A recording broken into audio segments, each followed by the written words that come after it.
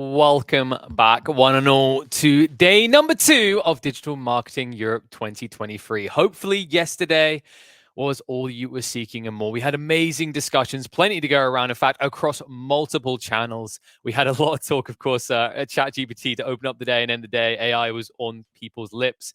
Hopefully, we can have a little bit of that, as well as mixing in some other brilliant areas to talk about in day number 2. First of all, just a shout out to everyone who is tuning in bright and early. I know it is early, so I will not chill too much here. We've just got one big shout to go towards our knowledge partner Packet Company. If you guys are looking to get your hands on some free ebooks, be sure to rate these sessions, leave comments throughout the day, and definitely interact the Q&A sections. It will increase your chances of getting some free goodies. And I mean, I just put the word free in there, so what more could you want? Now, of course, we have got plenty of more talks to take place on day number 2. I want you guys to remember, although the day does open up with a single track here, we have 4 different unique tracks going on all at once throughout the day. So make sure you check in on what's happening elsewhere. You might be missing a talk that really has your interest. And remember, if you are a paying ticket holder, you will have access to all those VODs later on after the event.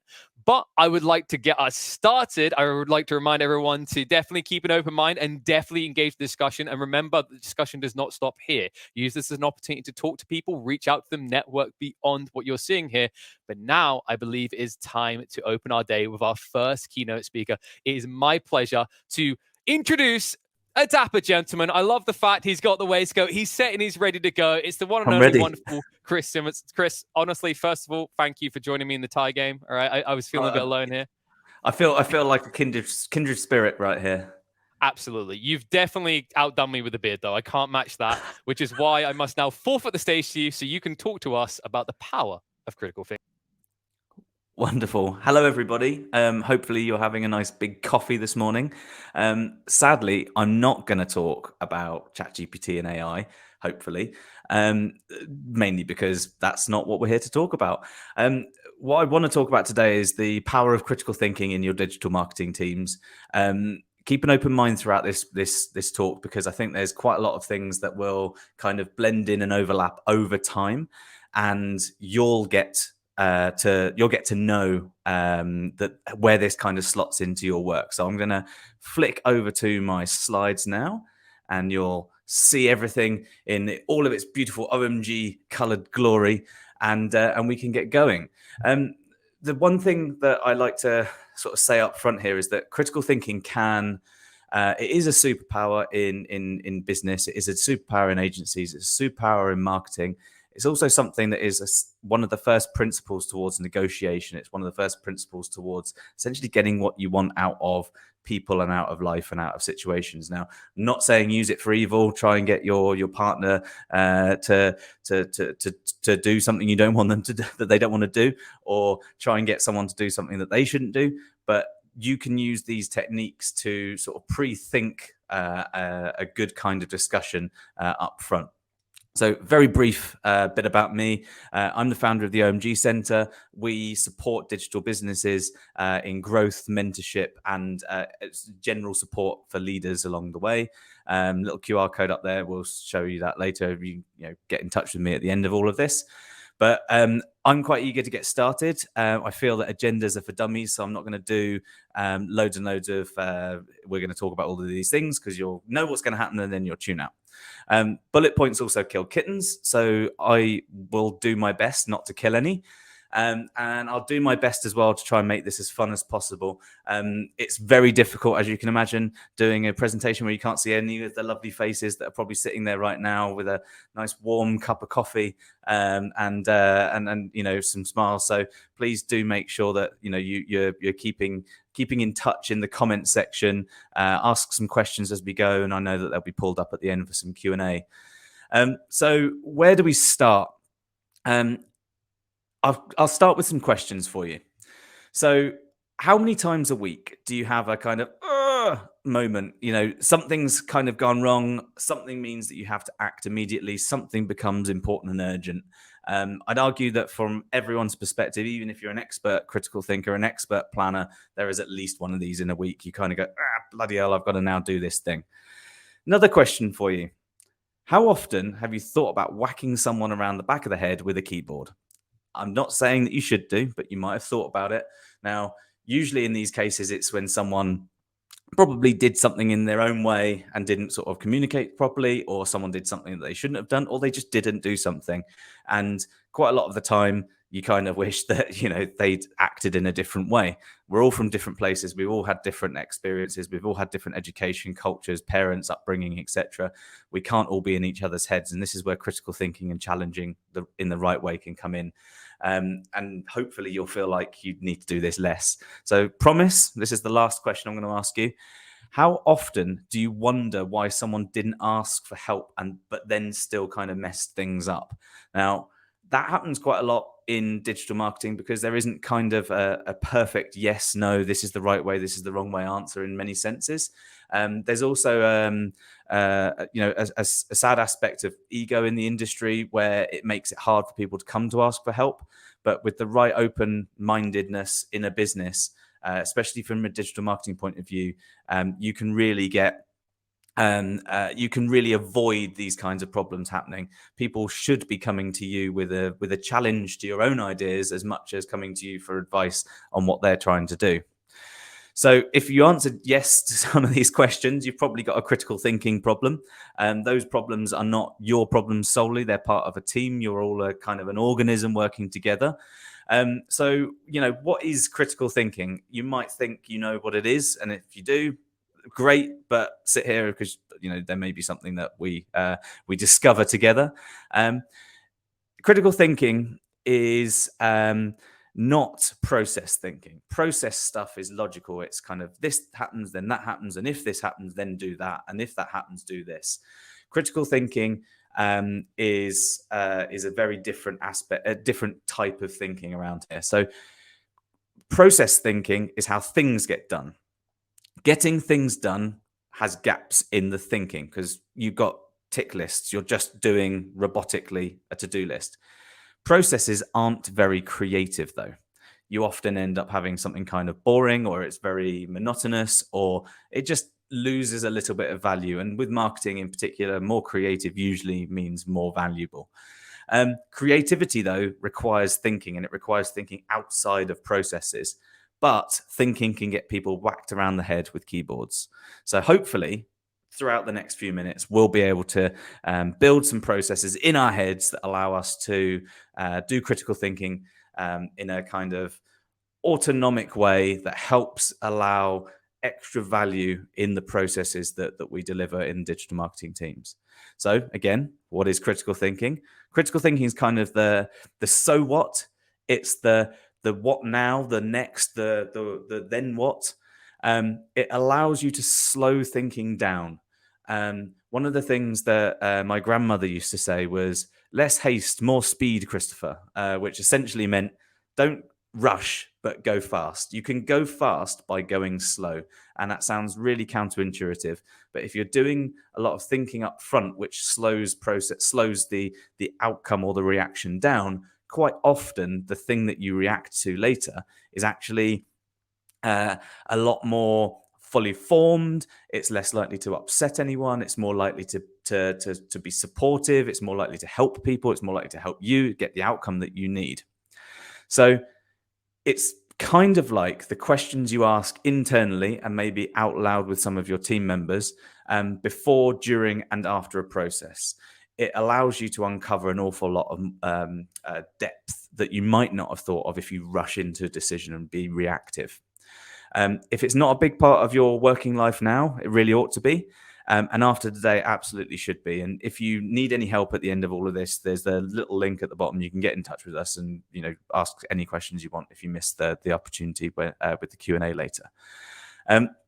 So what is critical thinking again? Well, if Willem Dafoe will calm down, I'll let you know. So I always think of it similarly to like the journalistic style, the who, what, where, when, why, how. And if you want to, take a screenshot of this when you're done, put it on a little printout, stick it on your desk, however you want to remember it. I always think of it as who, what, where, when, why, how in my head, because it allows me to kind of cycle through a series of questions which I can ask of myself or of my team. and it helps me to understand whether or not I've fully formed my thinking. So let's just go through some of these, for example. So from a who point of view, you might ask who benefits from this, who's this harmful to, who makes decisions about this, or who will be best to consult on this. So asking things like who benefits from this will allow you to decide things like, is it actually ethical?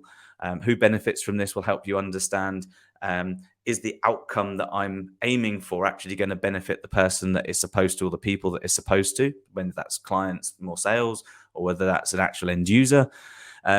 Who will be the best to consult on this actually is a really important question to ask, because if you're given a brief by a client, you might actually think, I might need to consult with their sales team or their product team or their marketing team or someone else other than the person just giving you the brief.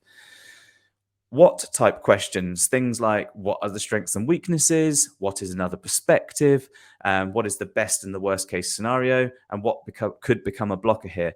Best and worst case scenario are different to strengths and weaknesses. Strengths and weaknesses allow you to decide different alternative ways of doing the same thing, whereas the best and the worst case scenario allow you to communicate effectively anything that might not work out as well as you'd hoped. So what is another perspective is a great question to ask if you're looking at it from the perspective of you're delivering something creative, because you're in your own head.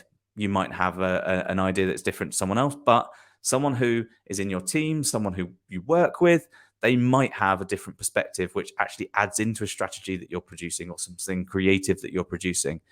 What could become a blocker here? Now, if you're not asking these sorts of questions when you're building a strategy or building a plan or building something creative for a client or even internally, you just don't know whether or not you might send something for approval and that person's on holiday, or it might need to go through several layers of approval. So what could become a blocker here? Well, we're delivering something very creative to a client, or it's something that has a lot of technical aspects to it, and then the dev team are slow to react because they've got a workflow in 3 sprints time. You might get looked at, or the actual owner of the business needs to approve something. Where can we get more information? Where are areas for improvement? Where are similar concepts in use, and where will this idea take us? If you're looking from a where can I get more information point of view, you should be looking like, okay, I've got the brief. I know exactly what I'm doing. I know exactly how to act. I know exactly who to consult. I know what other perspectives are. Where can I get more information that will allow me to do the best job I can do? Fine, it might be Google Analytics, it might be Search Console, it might be Google Ads, it might be a keyword tool of some sort, but it also might be interviewing people. It might be asking human being-like questions. And a question which doesn't get asked often enough, especially in digital marketing, because it goes so fast, because you're almost kind of project to project, issue to issue, thing to thing, where will this idea take us to? That's really important to ask, because you should be setting, okay, here's the goal at the end of things, at the end of doing this thing, this is what we're aiming for, but what's next? What happens once this is done? Once this is done, is it done forever, or do we need to come back to it in several months' time? Once it's done, do we need to, does that trigger another action? Does that trigger another piece of work? Does that trigger something that someone else needs to do? Where will this idea take us to? Can also then suggest other ideas that allow you or your client to bring on another team, or to do something else that is a step away from what you've just done. Now, you can add so much more value to clients, especially these days when money's tough to come by and clients may well want to look for cheaper or better alternatives. You can add value by saying, this idea will take us to the next step. The next step is this, and this is why you should stay with us, because we've thought so far ahead. When type questions: when could this cause an issue? When is the best time to take action? When should we ask for help on this? When will we know this is successful? When is the best time to take action? It's not necessarily the best time to take action to put a new website live on a Friday afternoon, for example.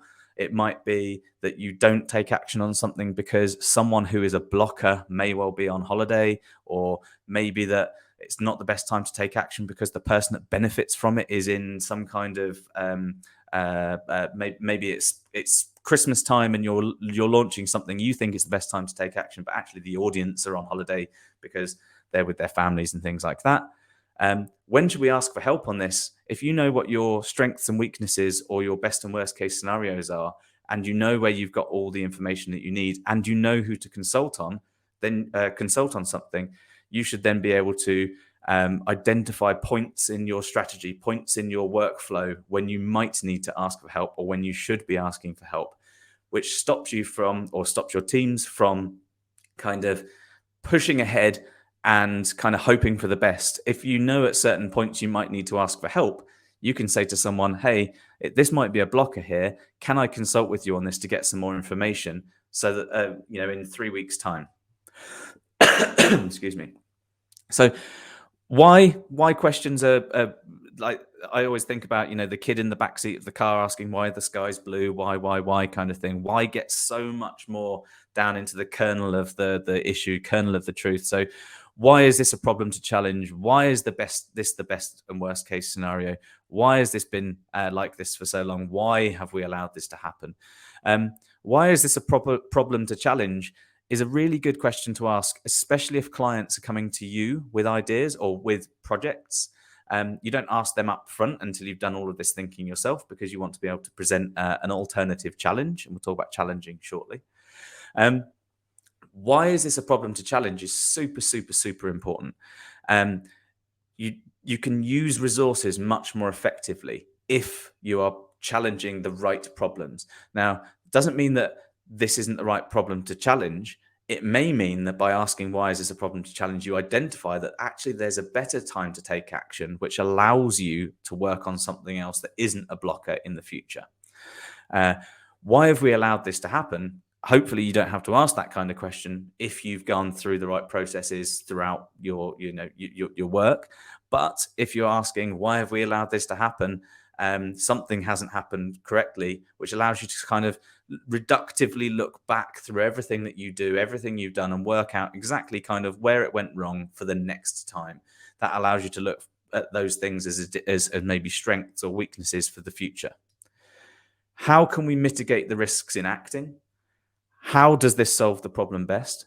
How do we know this will work? How do we know this will benefit us? How do we mitigate the problems of acting is really, really important, especially from an SEO point of view, maybe even a paid point of view. If you act on something and it's not going to plan, it's really, really important that you've got a best and worst case scenario planned out. You know what the strengths and the weaknesses of your ideas are, because then you can mitigate those problems from being an issue, or you can mitigate the impact of them, or you can communicate with clients much better or your team much better and say, hey, something that could go wrong is this, but we'll know it because of that. And if it does happen, we've got these plans in place to mitigate that. How do we know this will work? Hopefully you can prove it, but how will we know this will work? Will help clients and help teams and help everyone understand better whether or not they are on track. How will we know this will work? A client will want to see results immediately. You can say to the client, hey, it's not going to be a result immediately. You're going to get a result in X months' time. How will we know this will work? Because of these strategies, these case studies, these things. It gives peace of mind to people. So a couple of examples for you then. Who makes decisions about this is a question you would ask your peers, your hierarchical superiors, or maybe even a client, because that will allow you to know if there are any sign-off issues or any planning that you need to make for any kind of delays that happen in a project. What are the best and the worst case scenarios? Now, you should be asking this of someone else's plan as much as your own plans, your own strategies and someone else's strategies, because it allows you to forecast things. It allows you to plan communication. It makes sure that there's clarity around any contingencies that clients might need to have in place. It allows for better, less stress, should we say. Where are areas for improvement? And again, you can ask this nice and openly to your teams. You can ask this of your selves. And if you do, you can then see that there are maybe weak areas that you can pre-plan if you need to change things based on the knowledge of what success looks like, or it allows you again to communicate any risks to clients. When will we know it's succeeded? Well, again, if there are any weak areas, we can plan, we can communicate, we can change things. If we haven't got up, if we don't know when things will have succeeded, how are we communicating whether things need to change? Why is this the best scenario? Well, are there any alternatives we haven't explored? Now, if there is a better scenario, then you should be entertaining the option to do it, because in most marketing aspects, especially in digital marketing, there's probably 8 or 9 different ways of doing most things. So it may be the best scenario to act in one way for one type of client and one type of website, or it may be a better scenario to do it with a different type for a different type of website. Now, it's really, really important that you don't just kind of let the "I've done it this way before" kind of thing happen. I always sort of say that every single agency I ever work with that says we've always done it that way, that's the kind of thing that you should put on your tombstone. Because if you don't change and you don't have alternatives and you aren't exploring other ways of doing things, you're destined for failure in the long run. How questions?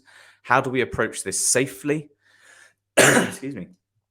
This allows us to see if there are any risks to, say, wasted spend or any kind of longer term risks. So how do we approach a site migration safely is a really big question. It isn't just a checklist. A site migration isn't just a checklist. And I used to do SEO, so hopefully I'm still right about that. You shouldn't just be following a site migration checklist. It's things like, how do we approach this safely, that you really need to consider when you're looking at anything where time is a risk, money is a risk, or people are at risk, especially people, obviously.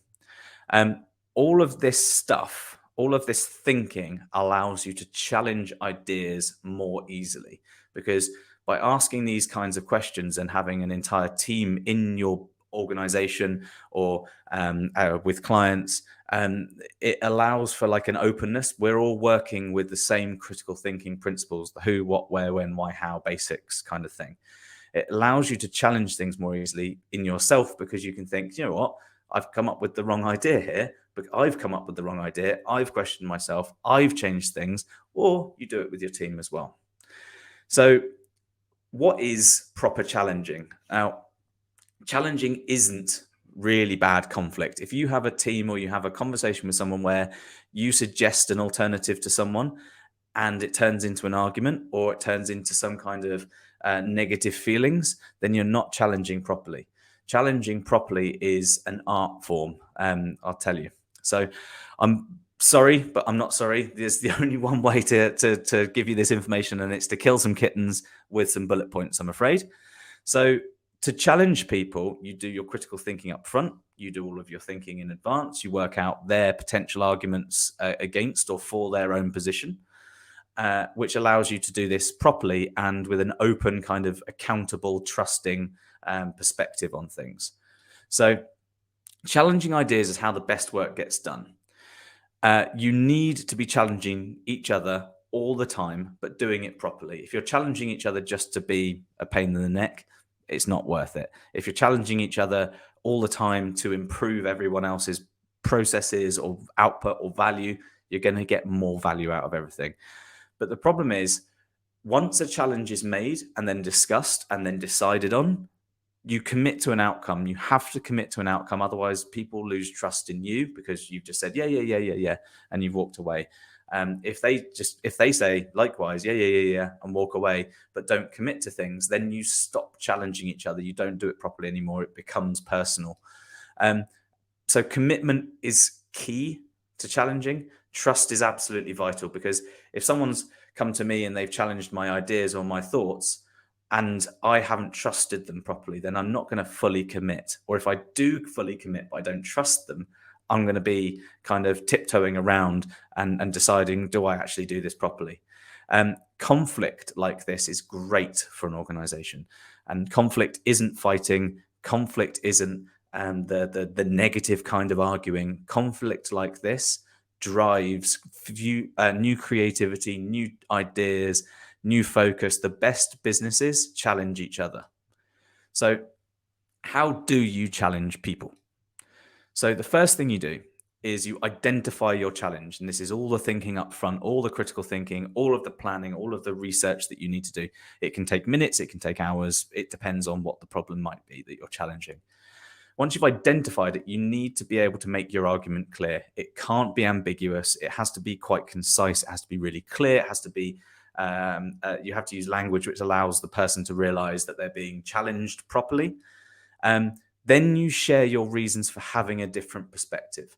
Now, you can't just say, this is the thing that I have a problem with, or that's the problem. You have to explain why you think that.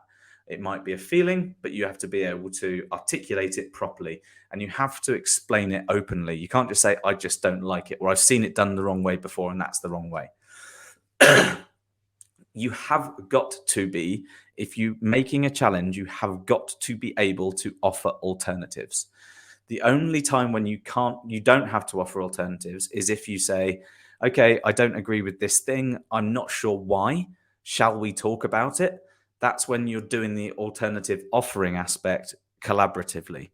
That allows a bit more trust and openness. And you might realize halfway through that kind of challenge that actually you've been wrong in your original thinking. But for the most part, you should come to a challenge with someone with alternatives, or at the very least, the mental mechanics to allow for alternatives to happen. You've got to openly discuss things, and you've got to come to an agreement. You have to come to an agreement. You'll be coming at something from one or two different perspectives. So coming to an agreement is absolutely essential. And then you move forward in a committed direction. Okay. So here's an example. I disagree with the plan strategy for this client. Based on working with this client in this space before, X route is better. We should try looking at this route because it caters for X, Y, Z issue that's in your strategy. So you can see here at this point, I've identified the challenge. I've explained why I think this is different, and I've explained why I think my alternative helps them. What do you think? If you ask, what do you think? Or what questions do you have? And it's a what question. What questions do you have? What do you think? What is your perspective? Then you're essentially saying, I'm open. I'm ready to be challenged properly. And then you say, let's agree, depending on which way it might be. You can win an argument or a challenge by losing because you've done it properly. You walk away. There's no animosity. Everyone likes each other still, and you feel great. So the problem is, though, this only works when you listen properly. If you're being challenged, you have to listen properly. It's very hard because we all think our ideas are the best, especially mine. You have to trust each other. If there isn't the right level of trust, then it's not going to work for you. You have to actually commit to a course of action, and you have to truly close the matter once it's been decided. Now, when I say actually commit to the course of action and truly close the matter, I'm not saying that immediately after a challenge, you're going to suddenly change all of your plans and you're going to not feel a bit bruised from having your ego challenged.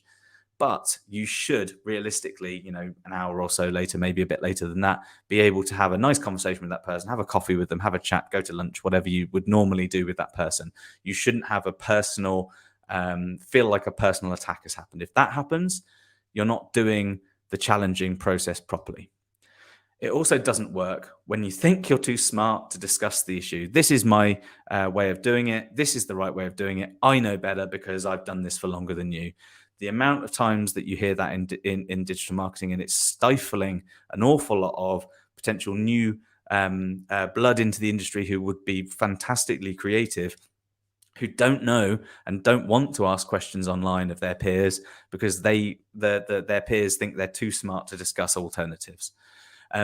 If you think you're best, or the idea is best just because it's yours, unless you're me, of course, then it's not going to work. Just because it's your idea doesn't mean it's the best idea. Yes, you might have had a lot of time up front doing a lot of thinking, but someone else who has different experience, different perspective, different culture, different background, different upbringing, they may have a different way of looking at it, which actually might help you if you open your mind and listen.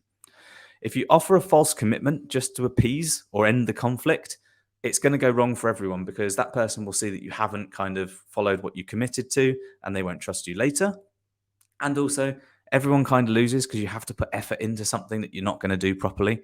Now, I always sort of suggest that, for example, if you're if you're looking at going in two different directions and one person says route A is faster, someone says route B is faster, you have a good bit of conflict, you have a bit of challenge, and then you decide that route B is the faster route, even though you really think route A is the faster route. If you walk on route B and you drag your feet and you walk slowly and you make it last longer and you do all these things that make going on that route B slower, and then you get there and you go, see, I told you, you've just broken trust with that person. You've broken the point of doing this. If you take things personally because someone thinks differently from you, I advise finding a cabin in the woods and staying there forever, because there are 8 point something or other billion other people who think differently to you. Find a place to hide, because the world won't worry. Critical thinking unlocks a lot of things. It unlocks more fully formed thinking.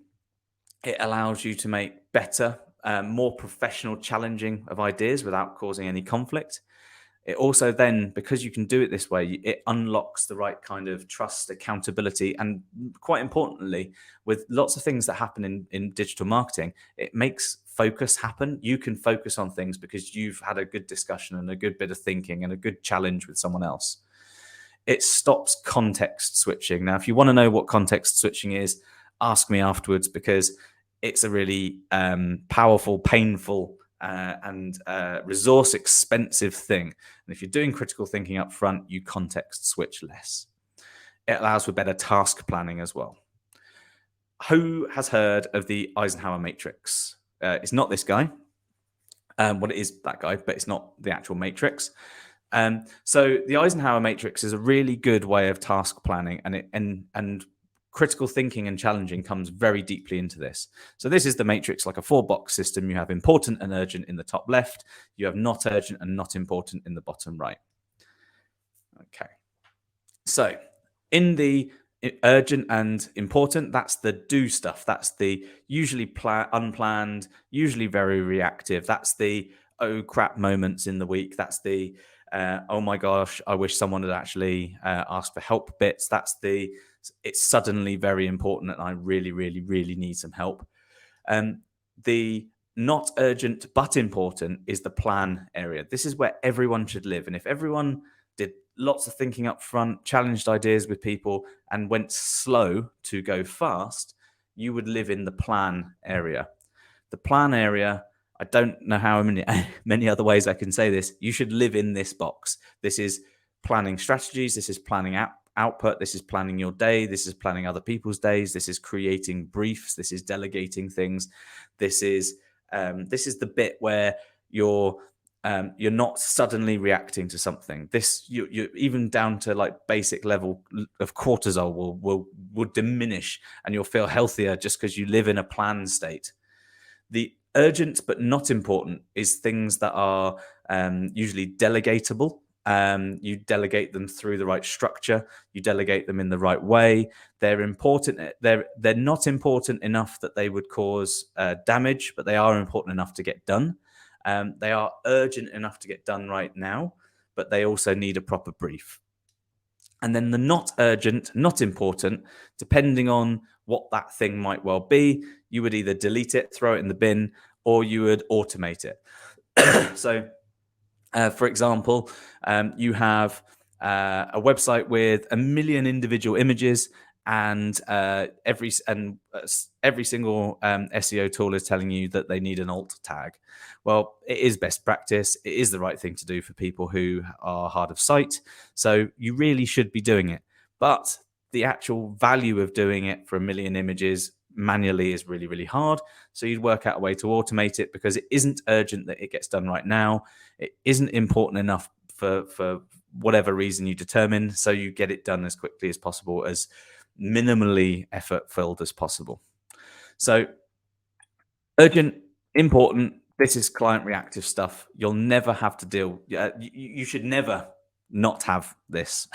There will always be something when a client sends an email that says, hey, just so you know, our site went live today. And you go, oh no, I've got to get on with something. Or someone's suddenly off sick and you've got to pick up some work or a meeting of theirs. In the plan stage, this is your planning of your tasks, your challenging of ideas, you're thinking things through, you're less context switching, less effort, less resource, better value, slow to go fast. The urgent but not important, this is where you form fully formed briefs, you deliver those briefs to teammates, you delegate properly, and proper delegation is a skill, it's an art. And then the not urgent, not important is the thinking things through means more automations. If you think things through better, you probably can automate most things, especially with all the cool technology that's coming out right now. Tools are coming out like every single day that automate an awful lot of stuff. Automating things is the byproduct of thinking things through properly. Hopefully you've heard of the term garbage in, garbage out. Garbage in means you put some rubbish thinking in, you get rubbish thinking out or rubbish output. Now, if you do lots of thinking up front about how to automate certain tasks that are in the not urgent, not important box, you can probably create some significantly good quality automations. So, a few examples. It's raining. This is important and urgent. It is raining, and there is a hole in the roof. Everyone's getting wet. Everyone's angry at me for getting to fix the hole in the roof or not getting the hole in the roof fixed, and it's now raining. It's important, but it's not urgent. So there's a hole in the roof, but because it's summer and I'm in England right now, it's raining all the time because it's England. But it's summer and there's a hole in the roof. No one's angry with me yet, but it's important that I get it fixed. It's not urgent because no one's getting wet right now.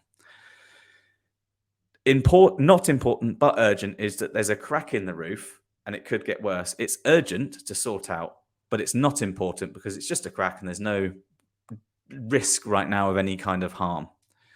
Not important and not urgent is that there's a frisbee stuck on the roof. Now, who knows how a frisbee causes a crack, which causes a hole, which gets everyone wet, which gets me in trouble.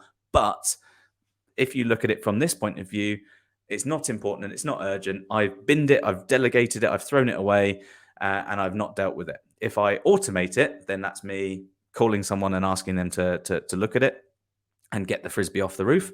If it's not important and not urgent, I've delegated it and I've said, it's not important but urgent, sorry. I've delegated it. I've called someone who's gone and fixed the crack in the roof and taken the frisbee away, hopefully. It's very heavy, damaging frisbee. If it's important but not urgent, I've gone around, I've got some quotes from builders, someone's come and fixed the hole in the roof, it's done properly. And if it's important and urgent, none of those things have happened because it's suddenly reactive, because it's just been left, it's not been thought about. So from a digital marketing point of view, important and urgent is a client site just went live and we haven't done any of the 301 redirects. Important but not urgent is we need to audit the new site to plan the redirects. Not important but urgent would be we need to talk to the developers to brief them. So it's not important right now, but it is urgent that we talk to them before any work gets done on the website. It's not important and not urgent that the client sent an email with their new logo on it and said, hey, what do you think of this? Now, if you look at this from it's not important and it's not urgent at all, bin it, then you might be missing an opportunity, because adding critical thinking and challenging to this might go, why are they doing a new logo? Could that turn into a new website? Maybe we should talk to the developers and then we should do this and then we should do that. Let's think it through properly. Okay. So now what?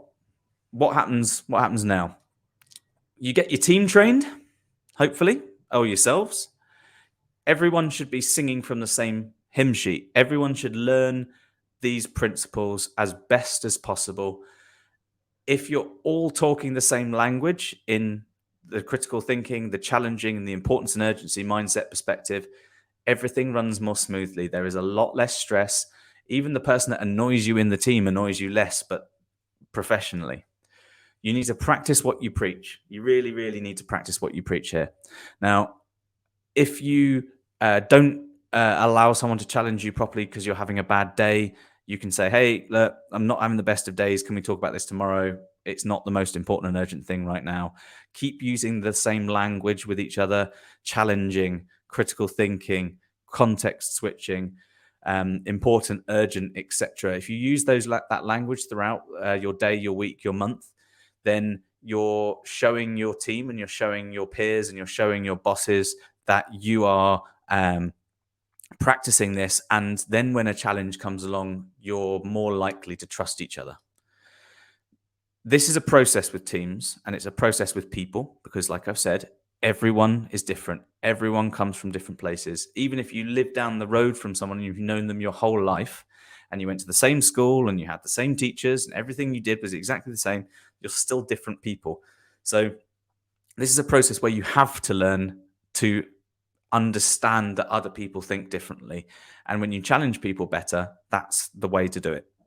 So stay positive when things don't go well. Hold strong though, because sometimes it will go wrong. Sometimes a challenge will hurt someone personally a little bit. Maybe you'll have done it wrong, or maybe they'll have not been in the right frame of mind. But hold strong. You will need to maybe sort of take a step back at that point and say, "Hey, I'm really sorry. Didn't mean to upset you.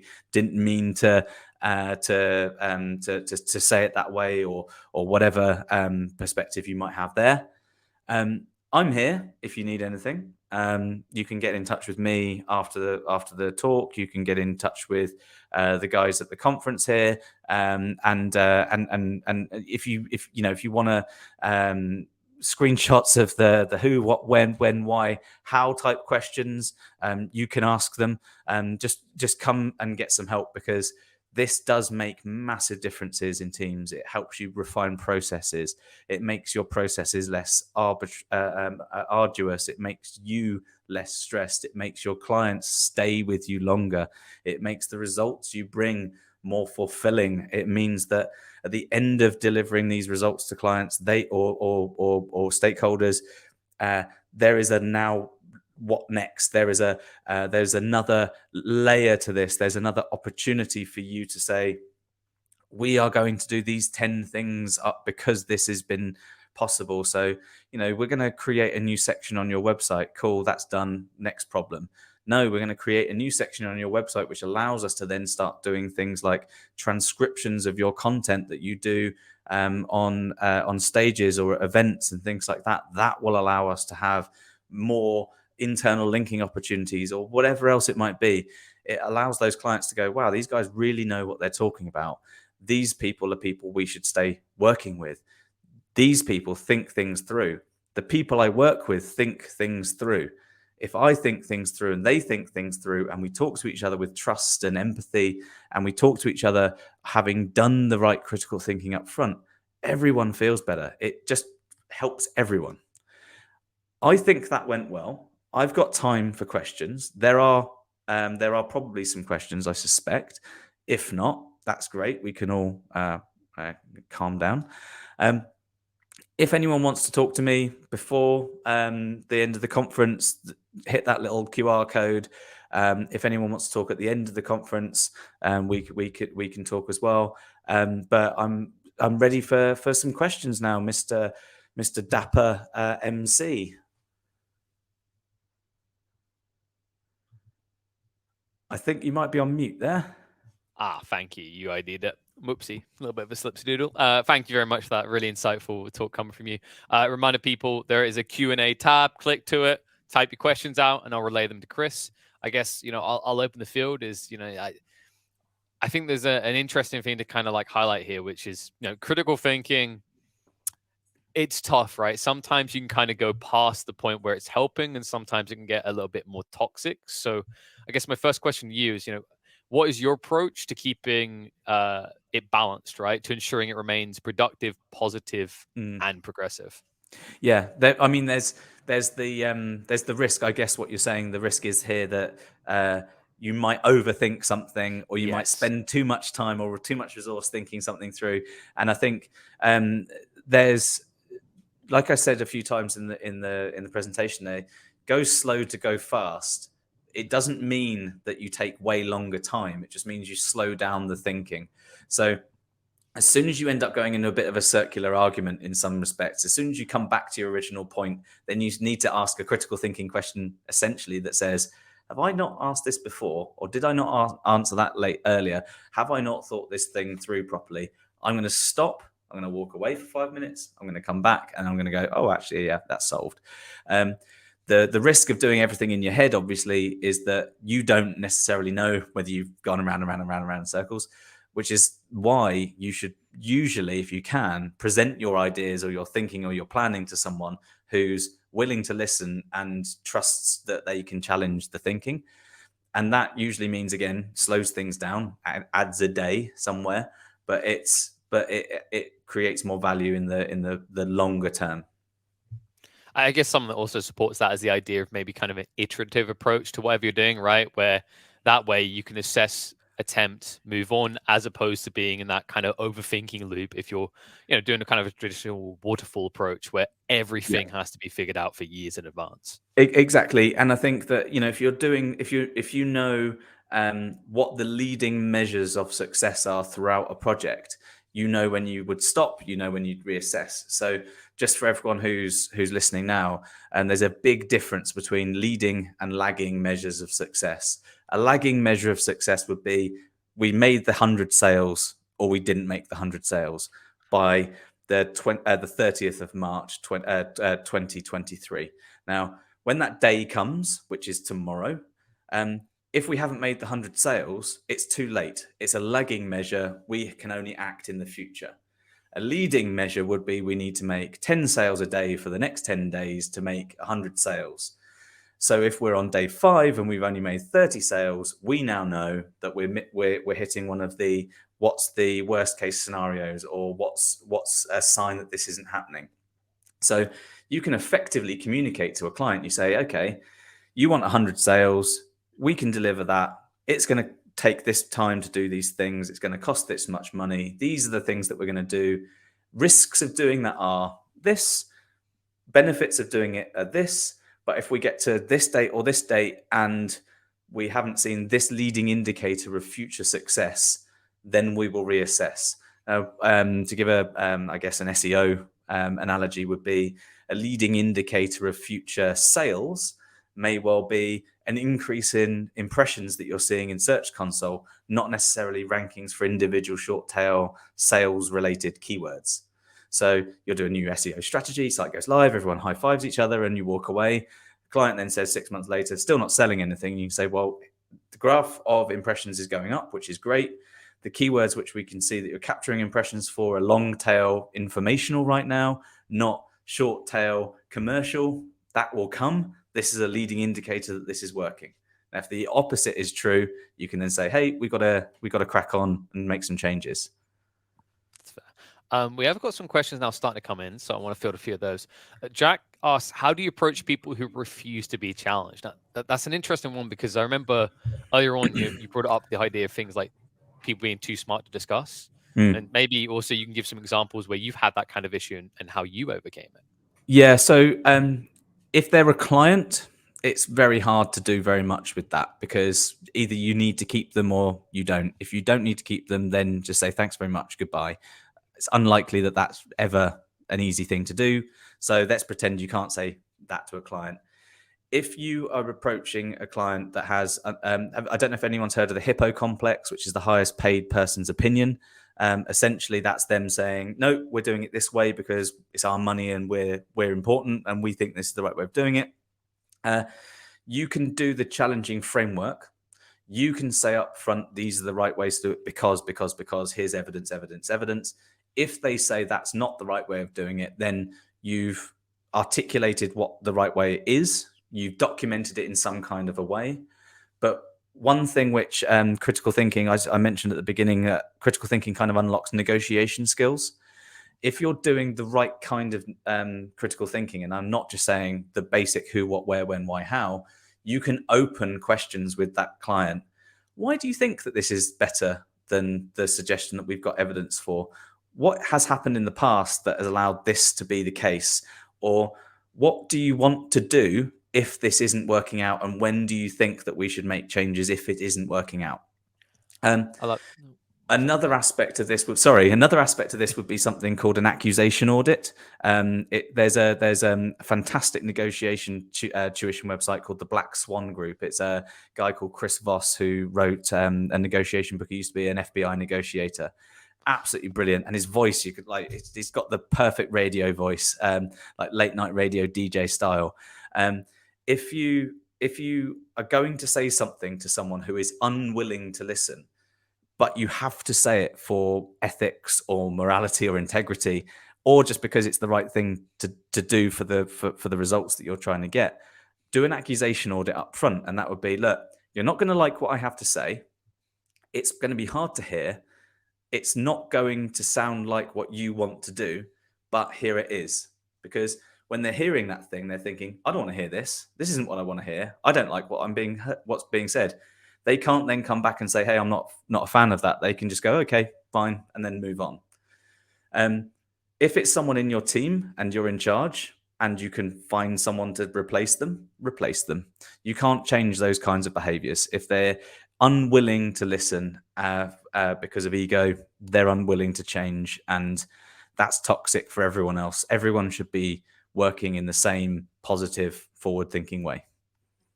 Okay, I was gonna say I like the way you kind of approach that whole attitude of posing a question that's really a statement, right? Because I think there's kind of Yeah. in these situations, I'd say there's kind of three approaches from beginner to advanced. Where the beginner is you ask questions, the middle is you make statements, and then the final one is you kind of loop around to questions again that technically are statements. It's Yeah. just laid out in a diplomatic way, right? Yeah, and I think if you can do that, there's like you're almost painting someone into a corner where they have to, at the very least, admit that they might not be right, whether they take it on or not. And yeah, it's hard though. Doesn't feel good.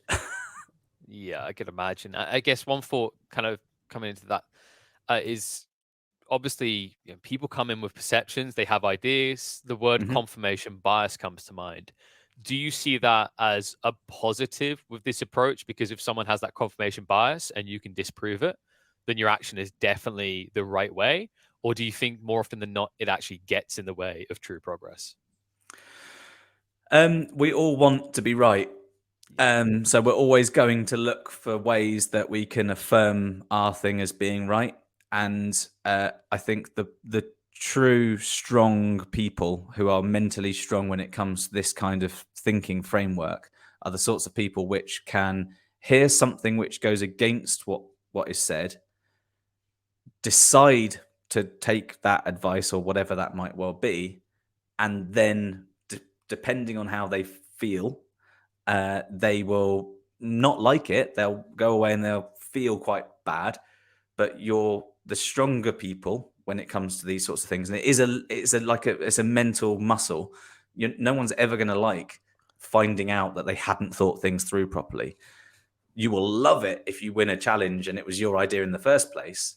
But if you strut around and say how good you are, then you're not going to make it easy for everyone else later as well.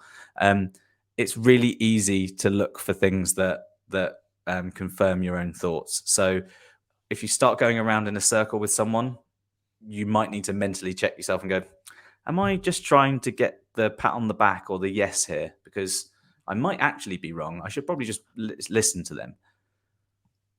That's fair. And I think it's important to kind of have a cutoff point, right? Because it's that sunken cost fallacy. The more you invest in this idea, the more it Mm, becomes almost a part of you that you just can't yeah, be wrong. And it yeah, becomes more difficult to let go of that.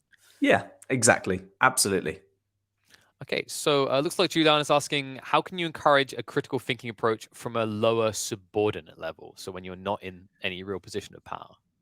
I think if everyone in a team does this kind of training and everyone does it together, and then you consistently have an open and trusting set of feedback and briefing processes in a business, a subordinate person should be challenging people and they should be asking these questions because I'm not saying everyone should sit there and think of different ways their boss is wrong, but they should also think of different ways that they're seeing things because they have a perspective that someone else doesn't have.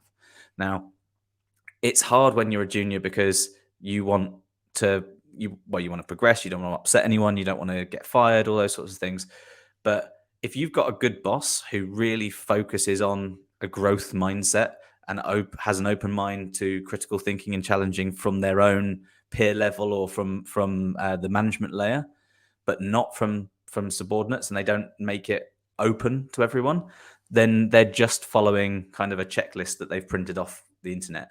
Um, everyone in a team should go through some kind of critical thinking training, and it should be very focused around you are just as important as a perspective bringer than anyone else. Now, if the person that's superior to that person says, proves through the challenge because of their expertise or because of their knowledge that that junior was wrong, that junior should still feel good that they brought something to the table and they've learned something. That's fair, right? It's kind of laying out, this is a cool idea, this could work, but here's the limitations. I think it also speaks to the idea of empowering not only the people that further down the ladder, but Mm. also I'd say the younger, the newer people, the fresher minds. Because I think Mm. I always remember a quote by I think it's Mark Zuckerberg where he's like, the half life of a good programmer is like 5 or 6 years or up to 10 max, right? And the Mm. logic there is similar to anything you do in life. You start to build bad habits, or Mm. rather Mm. they were good at the time but now Yeah. they've become inefficient.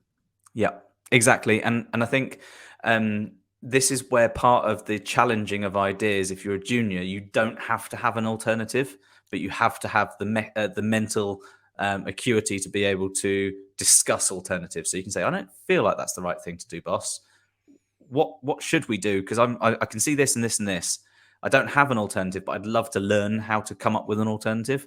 And that's the right way of doing it if they don't have the experience to be able to challenge something with an alternative.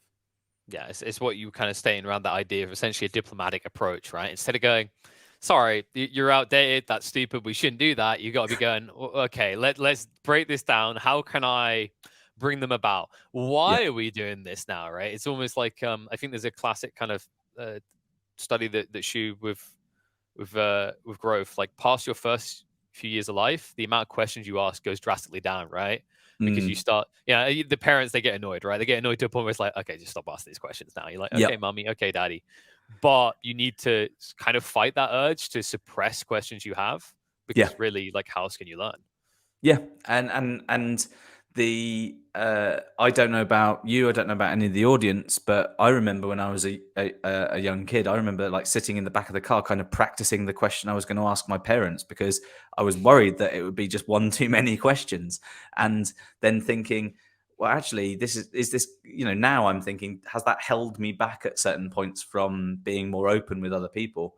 And this is where if you're in a position of management or leadership in a business, you should be saying, I want my juniors and subordinates and team and everyone in the business.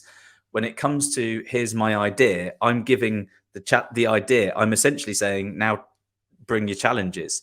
If you're not doing that, then you're just an autocratic leader, and everyone that you work with is quite happy with being led autocratically.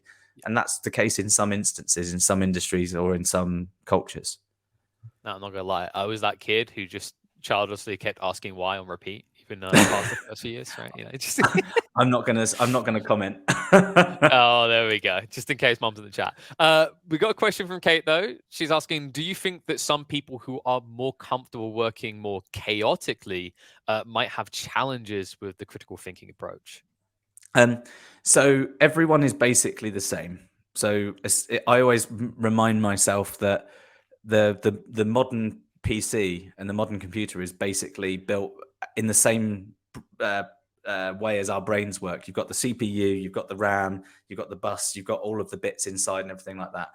Um, and people can work on one problem at a time, and it might be 5 problems at a time, but actually you're splitting between them as you go. People who work chaotically have just gotten very used to that, and that's not necessarily a bad thing because they're very good in the reaction issue, they're very good at problem solving, usually those sorts of things. That's where you can use perspectives that they hold to deliver something to someone who works more planned and programmatically. The problem with going, oh, I love chaos and all that sort of stuff, what you're kind of saying is a bit like it's a bit like someone who's been in battle for years and years and years. It's very hard to lower that cortisol level and lower that tolerance to it. You've built up the tolerance to chaos. You don't just kind of somehow one day wake up and go, yeah, I fancy a bit of chaos, I'm going to love that and I'm going to keep doing that forever. It's something you've learned and also something you can unlearn. And similarly with people who are very, very process driven, I've worked with some fantastic ops directors in agencies, and they are great at this, then this, then this, then this. The second a relatively large thing has been thrown into the mix reactionary, they get on with it, they deal with it, they try and work out how to process it. But the reality is they often freeze and they panic because something chaotic's come their way. The chaotic people freeze and panic when they're given a list. I can relate to that. You know, I think I've got to a point where I can benefit the two, but there's definitely that kind of feeling like I think that's where usually the lead is kind of meant to be the middle ground, right? Like if you see the value in these chaotic people, then find ways of assigning them the imminent last second type things that come out of nowhere, and then have the people that maybe like what the chaotic person might see as a more monotonous approach to work. If we look at that Eisenhower matrix, let's say for argument's sake, you love planned, ready to you know what's coming kind of activity. You live in the plan box, you live in the it's not urgent but it is important box. There will always be reactive things to do. Now, if you do lots and lots of planning, those reactive things will be less and less. If you love, for some reason, you love chaos and you love things going at a million miles an hour, you may love being in the important and urgent box, but things will get dropped, things will get missed. Attention to detail will sometimes be lacking because you still have the same internal clock that everyone else does. No, it's fair way. Oh, I just noticed actually. Like, I'm going to apply my critical thinking cap here, Chris, and I'm going to say, do it. I don't think these sessions are long enough. I think we need to extend them next time because I think we reached our limit here. I noticed 1 or 2 more questions come at the end. Apologies, folks. We can get round to them. But Chris did give you a means to contact him, and I'm sure he's more than willing to continue the dialogue with you behind the scenes. But Chris, absolutely, has been an absolute pleasure. There you go. That's up on the screen now. Scan that. Make sure you connect with him. He's a very insightful guy, lovely chap, as you can see. And also, he definitely dresses to impress, which I can always respect. Thank you very much. Thanks, everybody. Hope it's been as useful to you as it has been fun for me. I mean, it's definitely been fun for me, but the fun has to keep going, Chris. I'll let you go. And folks, if you just wait around a few minutes, we should be moving into our next talk shortly. But once again, thank you, Chris, and hopefully we'll see you again soon. Thanks a lot. This is all we got. Remember the revolution in our minds. This is all we got. Lock me out of this life institution. I am angry and high on illusions. Yes, I hate, but it's not a solution. Try my best, but I'm just a human. Oh, we don't need to say we're sorry. We don't need to worship heaven's heart. We don't need to say we're sorry.